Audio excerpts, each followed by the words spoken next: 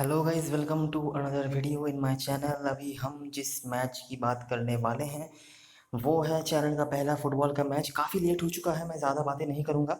सिर्फ दो चीज़ मैं पहले कह देना चाहूँगा। एक तो नोट पेन लेके बैठ जाइए। बहुत सारी चीज़ें हैं जो आपको नोट करनी है। और दूसरी बात, डिस्क्रिप्शन में टेलीग्राम चैनल का लिंक होगा। अगर आप वहाँ पे ज्वाइन नहीं करे हैं अभी तक तो जाके ज्वाइन कर लेना, क्योंकि बहुत सारी चीज़ें लास्ट मोमेंट होने वाली है, क्योंकि ये फुटबॉल है, मैंने पहले भी समझा दिया है। तो स्टार्ट करते हैं। तो जैसे कि मैंने बताया कि बुंडेसलीगा का मैच ये है लेवरक्यूसन और वीएफएल वुल्फ्सबर्ग के बीच में। ये मैच होने जा रहा है बायर एरिना, जो कि लेवरक्यूसन का होम ग्राउंड है। हम बायर लेवरक्यूसन को लेवरक्यूसन कहेंगे और वीएफएल वुल्फ्सबर्ग को हम कहेंगे वुल्फ्सबर्ग। ठीक है। पहले कुछ प्लेयर्स के मिसिंग न्यूज़ के बारे में बात कर लेते हैं। मिसिंग न्यूज़ मतलब कुछ प्लेयर्स आज होंगे नहीं होंगे मैच में।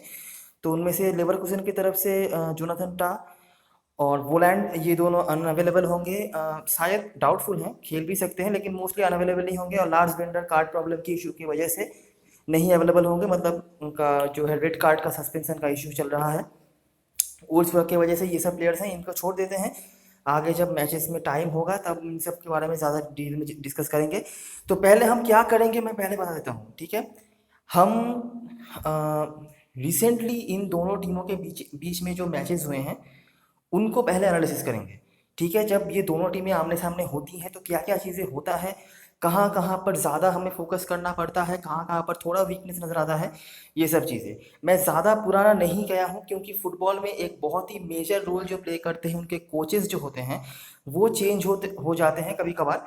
जैसे कि इन दोनों टीमों के मामले में वो कोचेज़ चेंज हुए हैं, तो इसीलिए मैं ज़्यादा पुराना मैचेस नहीं गया हूँ। लेकिन कुछ चीज़ें मैंने हाइलाइट्स देख के हो या फिर जो जैसे भी हो मैंने कलेक्ट करा है। और जैसे कि मैंने बताया था कल भी आपको कि मैच के हाइलाइट्स आपके लिए बहुत ज़्यादा इंपॉर्टेंट होते हैं, और वो मैंने देखा है खुद से। मुझे लगता है आप लोगों ने शायद नहीं देखा होगा इस बीच में, लेकिन चलिए मैंने तो देखा है, इसलिए काफ़ी टाइम लग गया। तो उससे कुछ चीज़ें, और रिसेंटली जो दो मैचेस करंट मैनेजर्स के अंडर में जो मैचेस हुए हैं उसको कंसीडर करके हम हेड टू हेड की कुछ चीज़ों को कंक्लूड करने की कोशिश करेंगे। ठीक है। तो ये है लास्ट मैच जो कि पिछले साल हुआ था, दिसंबर नवंबर में। लेवरकुसन जीती थी 2-0 गोल से। ये जो पिक्चर है ये है प्री मैच रेटिंग्स का, एक साइट का पिक्चर। आप किसी भी साइट से देख सकते हैं। मैंने ये स्क्रीनशॉट निकाल के रखा है। ज़्यादा अच्छे से आप नाम को तो नहीं देख पाएंगे मुझे लगता है, लेकिन मैं कुछ चीज़ों को यहाँ पर आपको क्लियर करवाने की कोशिश करता हूँ। ठीक है। पहले आप देखिए, ये जो लेवरकुसन जीती है, आप ये तो देख ही सकते हैं लेवरकुसन 2-0 से जीती है। एक गोल अगर आप ध्यान से देखेंगे तो आप देख सकते हैं 25th मिनट में हुआ, और दूसरा गोल जो हुआ 90+5, मतलब इंजरी टाइम में। ठीक है। मतलब यहाँ पे गोल करने में स्ट्रगल्स हुए। 25th मिनट में एक जो गोल हुआ था, उसके बाद मैच एंड के मोमेंट में एक गोल हुआ। ठीक है। क्या क्या चीज़ें हुई थी यहाँ पे आप देख सकते हैं। किसी भी प्लेयर्स को वुल्फ्सबर्ग की तरफ से 7 के ऊपर रेटिंग्स नहीं मिले। हम जब 7 के ऊपर किसी रेटिंग्स को कंसिडर करते हैं तब उसको हम सही या फिर अच्छा खेला है ऐसा ऐसा सोचते हैं। ठीक है। 7 के नीचे या फिर 6.9 के नीचे जो रेटिंग्स मिलते हैं उसे हम मतलब सही कंसीडर नहीं करते हैं। ऑफ कोर्स गोल कंसीड करने के लिए कुछ नेगेटिव्स उनको मिले हैं, लेकिन फिर भी अगर आप ओवरऑल नोटिस करेंगे तो आपको एक भी प्लेयर यहाँ पर 7 वाला रेटिंग नहीं देखने को मिलेगा। कुछ 6.6, जैसे कि यहाँ पर ये जो राइट साइड में आप देख सकते हैं, राइट विंग पर जो प्लेयर खेल रहा था वुल्फ्सबर्ग की तरफ से। मैंने कल भी कहा था कि प्लेयर्स के नाम नहीं, यहाँ पर पोजीशंस याद रखना ज़रूरी है। तो ये है आपके लिए पहला पोजीशन। राइट विंग पर जो खेल रहा था उसने कुछ हद तक अच्छा करा, और यहाँ से जो लेफ्ट साइड में खेल रहा था, ठीक है, नाम इनके थे रूसीलियन और यहाँ से विलियम, ये दोनों थे। ऊपर आपने देखा विलियम नहीं खेल रहे हैं, तो नाम से मैंने पहले बताया, नाम से कोई ज़्यादा फ़ायदा होगा नहीं आपको। तो ये था वुल्फ्सबर्ग की तरफ से, ज़्यादा कुछ था नहीं। लेकिन लेवरकुसन की तरफ से अगर आप देखेंगे तो सेंट्रली जो थे यहाँ पर आरांगुइस, इन्होंने काफ़ी अच्छा फुटबॉल खेला कंपैरेटिवली। देमिर बाय जो कि पिछले 2-3 मैच से काफ़ी अच्छा कर रहे हैं, मैं उनके बारे में आगे बताऊंगा, जो कि टीम के मेरे ख्याल से कैप्टन भी हैं। उनसे उनका रोल उतना अच्छा नहीं था। अब क्या डिफरेंस है देमिर बाय और यहाँ पर आरांगुइस में? ठीक है। देमिर भाई एक थोड़ा सा अटैकिंग माइंडेड फुटबॉलर है, सेट पीस वगैरह लेते हैं, और आरांगुइस थोड़ा सा डिफेंसिव माइंडेड फुटबॉलर है। ठीक है। आरांगुइस ने यहाँ पर बेटर फुटबॉल खेला। और सेंट्रल डिफेंस में जो दो प्लेयर खेल रहे थे, एक तो यहाँ पर जोनाथन टा थे, नाम आप भूल जाइए, पोजीशन समझ लीजिए। सेंट्रल डिफेंस पर ये जो दो प्लेयर्स खेल रहे थे, इन दोनों ने भी कमाल का फुटबॉल खेला और एक central defender he man of the match भी बने। उन्होंने कोई गोल नहीं करा, कोई असिस्ट नहीं करा, लेकिन वो मैन ऑफ द मैच बने। मतलब क्या? मतलब इस मैच में काफ़ी हद तक वुल्सबर्ग ने प्रेशर में रखा था लेवरकुसेन के डिफेंडर को, तभी जाके डिस्पाइट विदाउट स्कोरिंग एनी गोल और मेकिंग एनी असिस्ट उनको man of the match choose किया गया। ठीक है, इस पॉइंट को ध्यान में रखिएगा। डिफेंसिव मिडफील्डर और सेंट्रल डिफेंडर्स का यहाँ पे काफ़ी अच्छा रोल था। दूसरी तरफ अगर हम अटैक की बात करेंगे तो दोनों साइड ने ही यहाँ पर काफ़ी अच्छा फुटबॉल खेला। यहाँ पर थे बेलडाबी जो राइट साइड में खेल रहे थे, यहाँ पर थे अमीरी, दोनों ने काफ़ी अच्छा फुटबॉल खेला। बेलडाबी को गोल भी मिला। ठीक है, एक चीज़ हमेशा याद रखना, जब कोई टीम आपको फ्लैंक्स में खेलते हुए दिख रही है, यानी कि विंग डिपेंडेंट फुटबॉल खेलती है, तो जनरली विंगर्स का एक मेजर काम होता है क्रॉस निकालना। ठीक है, क्रॉस मतलब आप जब देखते हैं कि दोनों साइड से जब बॉल लॉफ्ट किए जाते हैं, लॉब किए जाते हैं, तो ऐसे बॉलों को हम क्रॉस कहते हैं। तो ये क्रॉस डिपेंडेंट फुटबॉल जनरली टीमें खेलती हैं जिनके पास अच्छे विंगर्स होते हैं या फिर अच्छे साइड मिडफील्डर्स होते हैं। क्रॉस का मतलब या फ़ायदा क्या है? क्रॉस का मतलब यही है कि जो सेंट्रली अटैकिंग पोजीशन पर जो प्लेयर होते हैं, जैसे कि सेंट्रल स्ट्राइकर्स हों या फिर सेंट्रल अटैकिंग मिडफील्डर्स हों, ज़्यादा सेंट्रल स्ट्राइकर्स ही, उनके पास ज़्यादा अच्छे मौके होते हैं उन क्रॉस को गोल में कन्वर्ट करने का थ्रू हेडर्स। ठीक है, क्योंकि ज़्यादा अच्छे पोजीशंस पर, हेडिंग पोजीशंस पर वो ज़्यादा रहते हैं।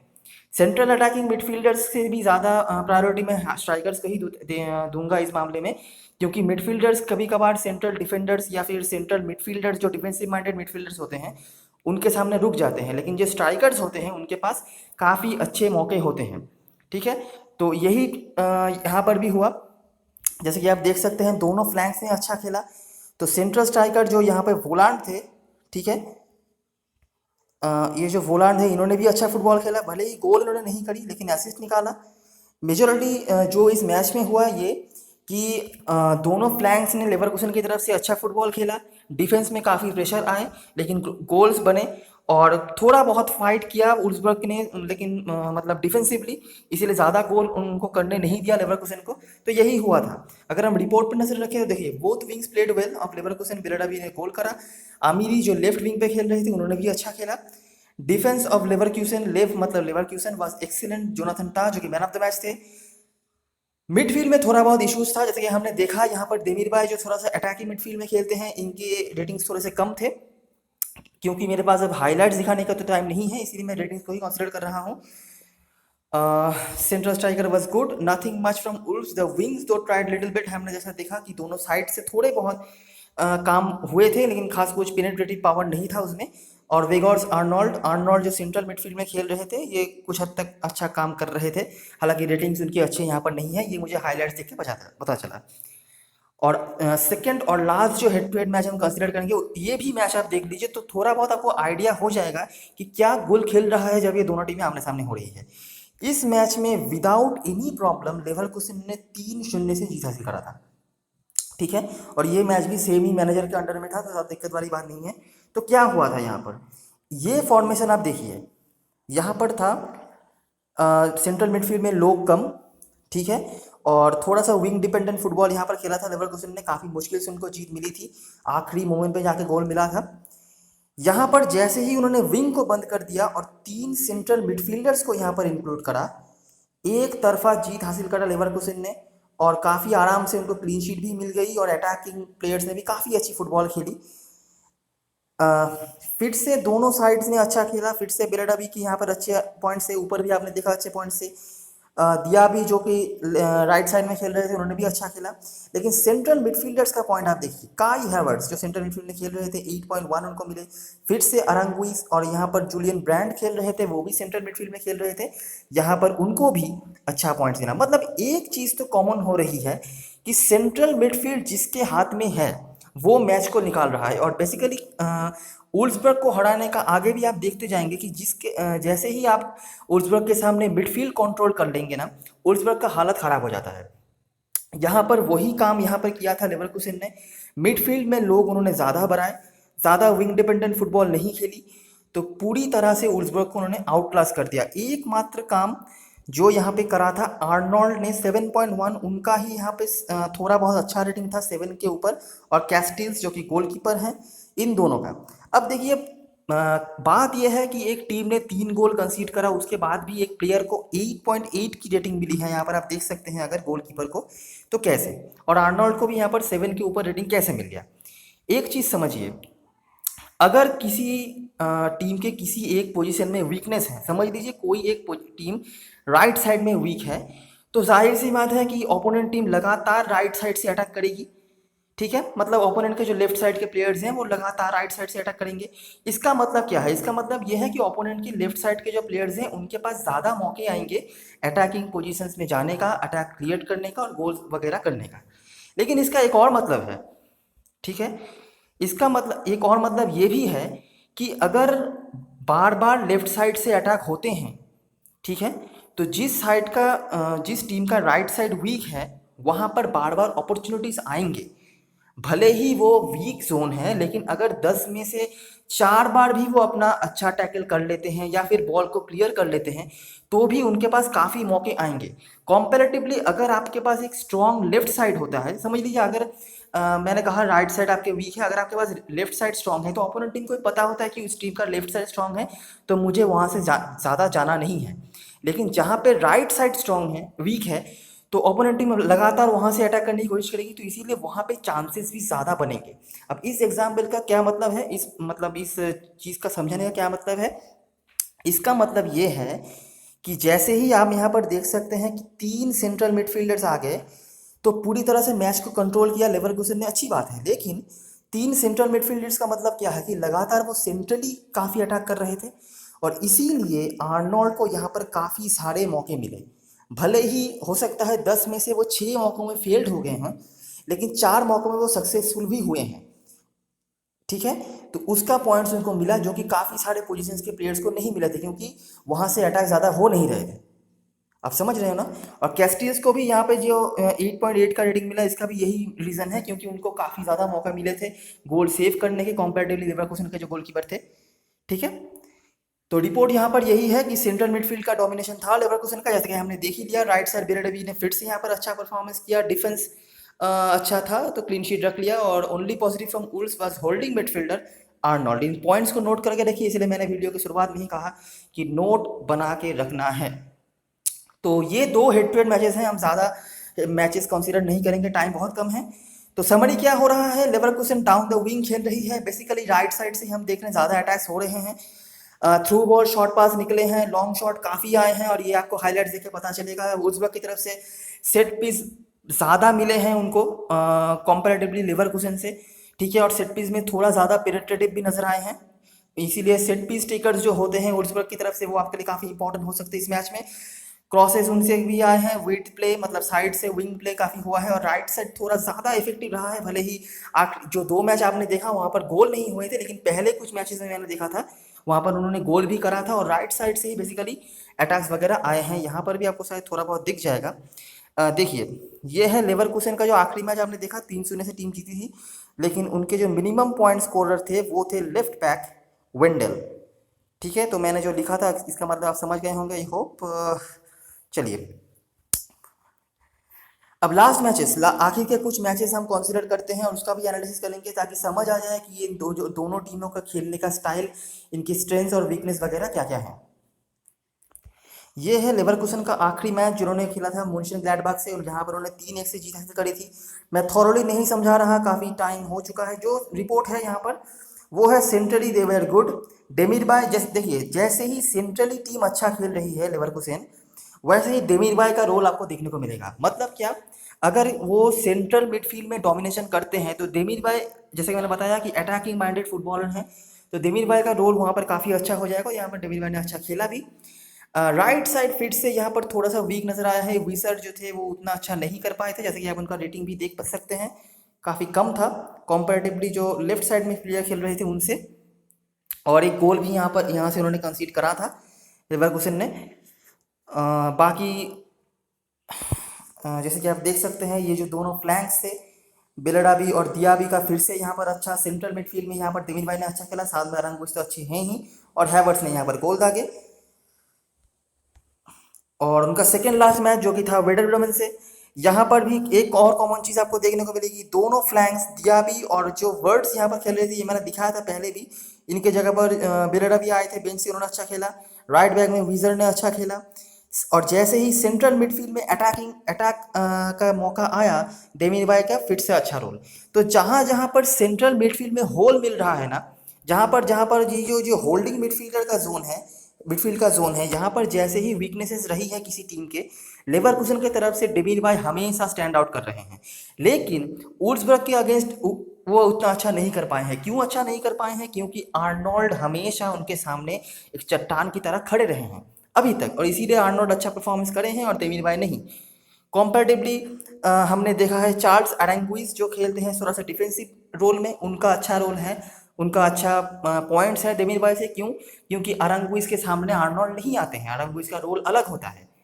ठीक है, डिफेंसिव माइंडेड प्लेयर हमेशा अटैकिंग माइंडेड प्लेयर के सामने ही आएगा, ना कि defensive minded player defensive minded player के सामने नहीं जाएगा। यही कॉमन चीज़ है। गोल यहाँ पर फिर से हैवर्ट्स ने करे थे। हैवर्ट्स अभी गोल के मूड में ही हैं, और जैसा कि मैंने बताया कि जो टीमें विंग से फुटबॉल खेलती हैं उनके स्ट्राइकर्स के पास काफ़ी अच्छे मौके बनते हैं गोल्स करने का, तो यहाँ पर वही हो रहा है। तो रिपोर्ट यही है, flanks were awesome again. Demir by Havertz ने यहाँ पर अच्छा खेला। यहाँ पर भी आपने देखा डेमिर बाय हैवर्ट्स ने अच्छा खेला। जहाँ पर मिडफील्ड में आपको वीकनेस नजर आएगा किसी भी ओपोनेंट में, डेमिर बाय हैवर्ट्स आपके लिए कंसिस्टेंट परफॉर्मर रहते हैं लेवरकुसन की तरफ से। लेकिन यहाँ पर उतना अच्छा नहीं कर पाए हैं डेमिर बाय स्पेशली। क्यों? वो रीज़न मैंने आपको समझा दिया, राइट साइड से कंसीड फिट से करा है। तो ये एक वीकनेस हमें बार बार समझ में आ रहा है कि लेवरकुसन के राइट साइड में थोड़े बहुत प्रॉब्लम्स तो हैं। वुल्व्सबर्ग के लिए अभी हम बात करते हैं। वुल्व्सबर्ग का ये जो मैच था ऑक्सबर्ग से, ये मैच उन्होंने 2-1 से जीत हासिल करा था, और यही आखिरी मैच है जहाँ पर वुल्व्सबर्ग को जीत मिला था। मैं वुल्व्सबर्ग के बारे में एक जो मतलब स्टडी करने के बाद मुझे जो समझ आया है, ये टीम डिफेंसिवली काफ़ी अच्छी है। ठीक है, इनके डिफेंसिव मिडफील्ड सेंट्रल डिफेंडर्स काफ़ी अच्छे हैं, लेकिन गोल स्कोर करने के बंदे इनके पास काफ़ी कम। ठीक है, आप जैसे देखते रहेंगे आपको समझ आ जाएगा। देखिए यहाँ पर उन्होंने जीत हासिल करी थी, 91st मिनट में उनको एक गोल करके जीतना पड़ा था। आप देख सकते हैं यहाँ पर अगर सही से देखेंगे तो क्या हुआ था यहाँ पर, दोनों फुल बैक्स राइट बैक और लेफ्ट बैक कमाल का फुटबॉल खेला था उन्होंने। मिडफील्ड में आर्नोल्ड फिट से अच्छे, यहाँ पर राइट साइड से यहाँ पर गोल भी आया था, वो इन्हीं मतलब राइट बैक के क्रॉस से ही आया था। और यही ठीक है, दोनों फुल बैक्स और सेंट्रल मिडफील्ड और राइट साइड ने अच्छा खेला था। ओपोनेंट क्यों हारी थी? ओपोनेंट को हराया था बेसिकली आर्नोल्ड के सेंट्रल मिडफील्ड में होल्डिंग कैपेसिटी के लिए ही। आप देख सकते हैं इनके जो मिडफील्ड हैं पूरी तरह से यहाँ पर फेल्ड हो चुके थे, क्योंकि आर्नोल्ड ने यहाँ पर अच्छा करा था। साथ में जो थे इनके स्लैगर ये जो है इन्होंने भी ठीक ठाक खेला था, लेकिन आर्नोल्ड वाज ऑब्वियसली बेटर। ठीक है, और ज़्यादा कुछ नहीं था इस ओपोनेंट टीम के बारे में बताने के लिए। तो रिपोर्ट यही है कि दोनों फुल बैक्स ने अच्छा खेला। ओटावियो जो खेल रहे थे अनफॉर्चुनेटली अवेलेबल नहीं है, बहुत ही तगड़ा फुटबॉल खेल रहे थे। अगर आज खेलते तो डेफिनेटली मेरे टीम के पिक होते, लेकिन खेल नहीं रहे हैं। एम्बाबू जो कि राइट बैक खेल रहे थे, मैन ऑफ द मैच रहे। स्टीफन जो कि राइट विंग में खेल रहे थे, ये एक बहुत ही इंटरेस्टिंग प्लेयर है, मैं इसके बारे में आगे समझाऊंगा आपको। Arnold was good as expected and as usual. Augsburg tried from the right side, लेकिन कुछ ज़्यादा कर नहीं पाई, और उज़्बेक का राइट साइड भी अच्छा था। तो ऑक्सबर्ग की जो टीम थी जो हारी थी, उन्होंने थोड़ा बहुत राइट साइड से खेलने की कोशिश करी थी, लेकिन ज़्यादा कुछ कर नहीं पाए। तो जैसे कि मैंने बताया, उस मैच के बाद से वो सारी मैचेस हारी है उज़्बेक की टीम। ये है शाख्तार डोनेट्स्क के साथ जो मैच उन्होंने खेला था। यहाँ पर क्या हुआ, शाख्तार डोनेट्स्क ने फिर से दोनों फ्लैंक और सेंट्रल मिडफील्ड को ब्लॉक किया। आपने देखा जहां पर उज़्बेक जीती, उनके दोनों फुल बैक्स ने अच्छा खेला, साथ में आर्नोल्ड ने। लेकिन जैसे ही ये दोनों फुल बैक्स को ब्लॉक कर दिया, ओटावियो ने फिर भी अच्छा खेला था। जैसे मैंने बताया, one of the most consistent player रहे हैं, लेकिन आज के मैच में अवेलेबल नहीं है। तो ये डिफेंसिवली थोड़ा अच्छा रहे हैं, लेकिन अटैकिंग अच्छा नहीं कर पाए, और ये तो फेल ही हो गए थे। स्टीफन अच्छा नहीं कर पाए थे, और सेंट्रल डिफेंसिव मिडफील्ड आर्नोल्ड जैसे ही ब्लॉक हो गए, वैसे ही और इस डिफेंसिव मिडफील्डर को ब्लॉक किया उनके डिफेंसिव मिडफील्डर ने। ठीक है, एंड ये जो भी है इनका नाम, तो पोजीशंस को याद रखना ज़रूरी है, नाम को नहीं। तो जैसे ही ओपोनेंट के सेंट्रल डिफेंसिव मिडफील्ड ने वुल्व्सबर्ग के सेंट्रल डिफेंसिव मिडफील्ड को ब्लॉक कर दिया, आराम से ये जो बाकी अटैकिंग मिडफील्डर्स हैं या अटैकिंग स्ट्राइकर्स हैं, इन्होंने मूव ऑन करना शुरू कर दिया, इन्होंने ऑपरेट करना शुरू कर दिया, और उज़्बेक को उन्होंने हराया। ठीक है, तो उज़्बेक के जीत के रेसिपी और हार के रेसिपी दोनों ही काफ़ी सिमिलर हैं, आप देख सकते हैं। और सेंट्रल डिफेंसिव मिडफील्डर का रोल उज़्बेक के अगेंस्ट कितना इंपॉर्टेंट हो रहा है आप समझ रहे हैं। मैंने लेवरकुसन के अगेंस्ट में भी दिखाया आपको अरांगुइज का रोल, और यहाँ पर भी जो खेल रहे थे शाख्तार डोनेट्स्क की होकर वो सेंट्रल डिफेंसिव मिडफील्ड में, उन्होंने भी वही रोल प्ले किया, आर्नोल्ड को ब्लॉक किया। आर्नोल्ड को ब्लॉक करने का मतलब डिफेंसिवली जो एक ब्रिलियंस दिखाते हैं आर्नोल्ड, जो रिस्पॉन्सिबिलिटी लेते हैं वो बंद हो गया, तो डिफेंस काफ़ी ज़्यादा एक्सपोज हो गया और उस वक्त हारी भी। सेम आपको देखने को मिलेगा बोरुसिया डॉर्टमुंड के अगेंस्ट भी, यहाँ पर भी सेम चीज़ आपको देखने को मिलेगी। फिर से आप देखिए सेंट्रल मिडफील्ड में डेलानी और दाऊद यहाँ पर खेल रहे थे, जिन्होंने ब्लॉक कर दिया आर्नोल्ड को। आर्नोल्ड का रेटिंग 6.3 पे आके रुक गया और बोरुसिया डॉर्टमुंड ने आराम से यहाँ पर जीत हासिल करा। और सिर्फ यही नहीं, दो फुल बैक्स जो उनके रहे हैं इनको भी इन्होंने ब्लॉक कर दिया। ठीक है, और इनको ब्लॉक करने के लिए, इनके ब्लॉक करने की वजह से डॉर्टमुंड के जो दो फुल बैक्स रहे थे यहाँ पर हकीमी और गरेरो, इन दोनों को ओपन स्पेस मिल गया, इन दोनों ने काफ़ी अच्छी फुटबॉल खेली और गोल्स भी दागे। ठीक है, रिपोर्ट आप देखिए, उल्सबर्ग tried from the right side, यहाँ से एक पेनल्टी मिस किया था स्टीफन ने।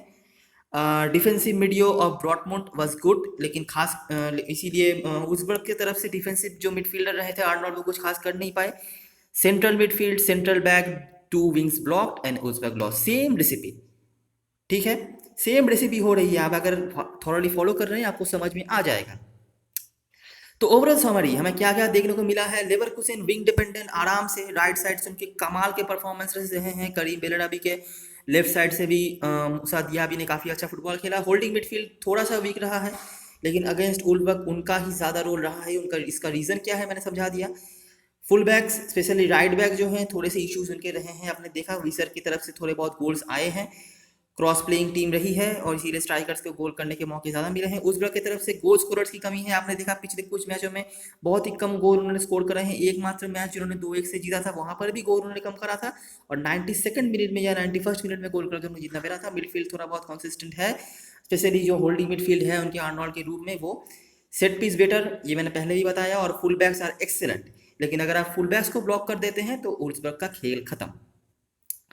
सेट पीस टेकर लेवरकुसेन की तरफ से डेमिरबाय फ्री किक्स लेते हैं। जनरली अब ये चेंजेस होते हैं मैचेस में, जनरली जो होता है डेमिरबाय फ्री किक लेते हैं, हैवर्ट्स पेनल्टी लेते हैं, और उज़्बेक की तरफ से आर्नोल्ड फ्री किक लेते हैं।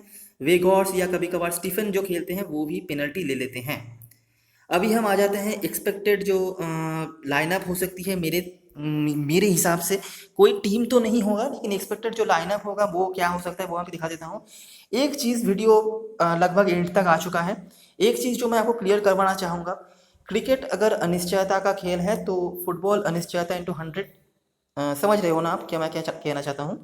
तो 20 प्लेयर्स होते हैं आउटफील्ड में, तो गोल कोई भी कर सकता है। ठीक है, और फैंटेसी में गोल स्कोर कौन कर रहा है वो ही ज़्यादा मैटर करता है, क्योंकि तो इसीलिए मैं कह रहा हूँ कि गोल कोई भी कर सकता है। बाद में रोने मत लग जाना कि मैंने इसको लिया नहीं, इसने गोल कर दिया। बेसिकली चीज़ों को समझना ज़रूरी है, मैच क्या हो रहा है, चीज़ें क्या हो रही हैं वो समझना ज़रूरी है। बाकी कुछ हद तक तो आपके लक हैं ही। तो इसीलिए मैं कह रहा हूँ अभी हम थोड़ा सा लर्निंग स्टेज पे हैं, इन्वेस्टमेंट कम रखना। बाद में हज़ार हज़ार रुपये इन्वेस्ट करके हारोगे तो रोना मत। ठीक है, तो देखते हैं कि क्या क्या एक्सपेक्टेड लाइनअप हो सकती है।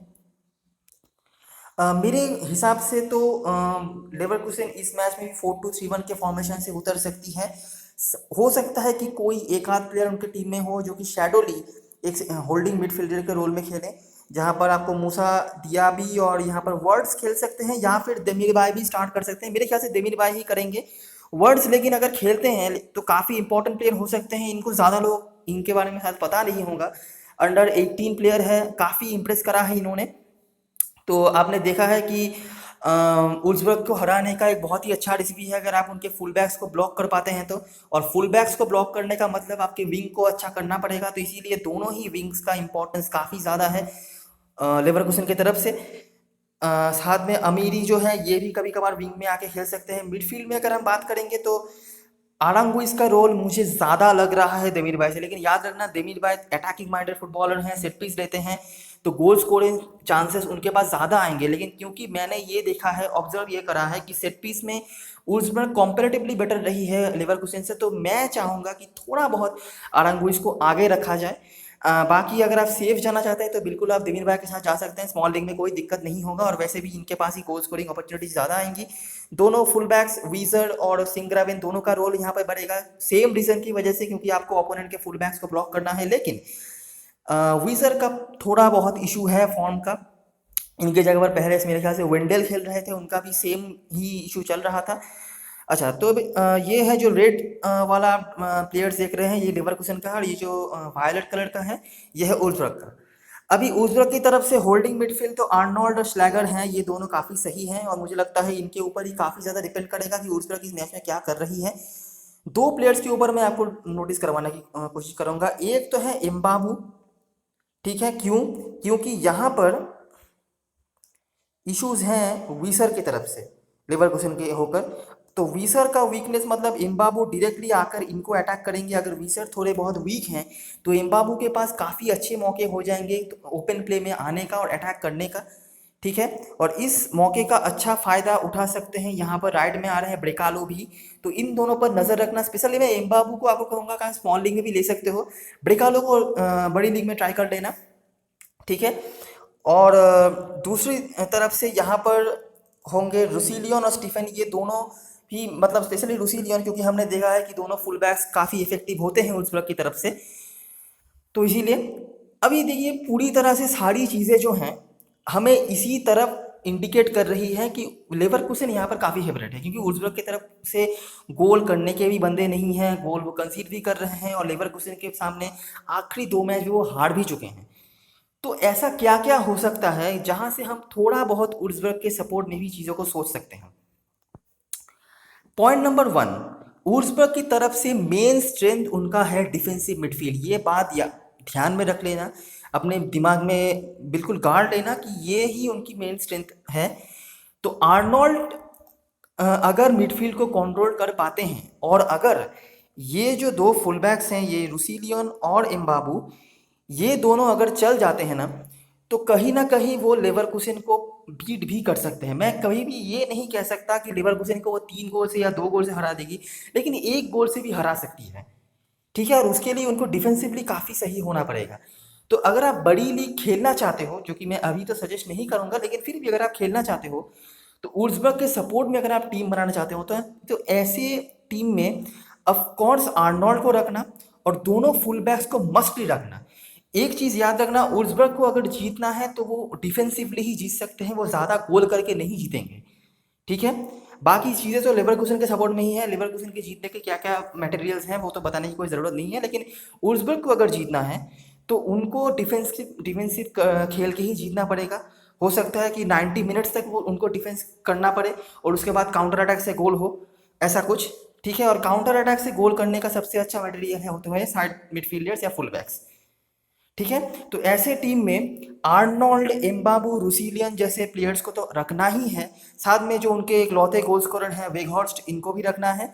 और गोलकीपर के तौर पर कैस्टिल्स को आप मस्टली रखना। कैस्टिल्स मेरे हिसाब से इस मैच में एनी डे लेवरकुसन के गोलकीपर रेडेकी से बेटर गोलकीपर हैं। भले ही उनकी टीम ज़्यादा गोल कंसीड कर जाए, लेकिन कैस्टिल्स मेरे हिसाब से ज़्यादा अच्छे गोलकीपर होंगे। तो अगर आपको 7-4 का कॉम्बिनेशन भी बनाना है तो एज ए गोलकीपर आप कैस्टिल्स को कंसीड कर सकते हो, रख सकते हो अपनी टीम में। एट लास्ट मेरा प्रेडिक्शन यही है कि लेवरकुसन को इस मैच में जीतना चाहिए, और क्योंकि वोल्सबर्ग के पास ज़्यादा अच्छे गोल स्कोरर्स नहीं है तो हो सकता है लेवरकुसन इस मैच में क्लीन शीट भी रखे, ठीक है। क्लीन शीट रखने का मतलब यही है कि आपको लेवरकुसन की ज़्यादा डिफेंडर्स रखने हो सकते हैं, क्योंकि वो आपके लिए आखिर में +5 पॉइंट्स दे के जाएंगे, ठीक है। लेकिन बड़ी लीग में एक आध टीम अगर आप वुल्सबर्ग के सपोर्ट में बनाना चाहते हैं तो मेक श्योर करना कि वुल्सबर्ग की डिफेंसिव जो भी प्लेयर्स हैं उन पर आप ज़्यादा कॉन्सेंट्रेट कर रहे हो। और वैसे टीम में ऑफकोर्स आपको लेवरकुसन की जो स्ट्रेंथ है, अटैकिंग स्ट्रेंथ, मतलब 2 विंग्स, इनको ऑफ करके रखना है, क्योंकि अगर वो नहीं चलेंगे तभी वुल्सबर्ग के अगेंस्ट वो गोल नहीं कर पाएंगे, तभी वुल्सबर्ग के अगेंस्ट चांसेस बनेंगे वुल्सबर्ग के कुछ मतलब पॉजिटिव आने का, ठीक है। तो ये रही मेरी सारी एनालिसिस। डेमो टीम वगैरह मैं कुछ दिखा नहीं रहा, उसके पीछे का रीज़न आप समझ ही गए होंगे। मैंने कुछ पोजीशंस पर आपको क्लियर करवाया, तो आई होप आपने उन पोजीशंस को नोट कर लिया होगा, और उसी हिसाब से आफ्टर लाइनअप्स और आफ्टर फॉर्मेशंस आते हैं तो मैं कुछ चीज़ें क्लियर करवा दूंगा।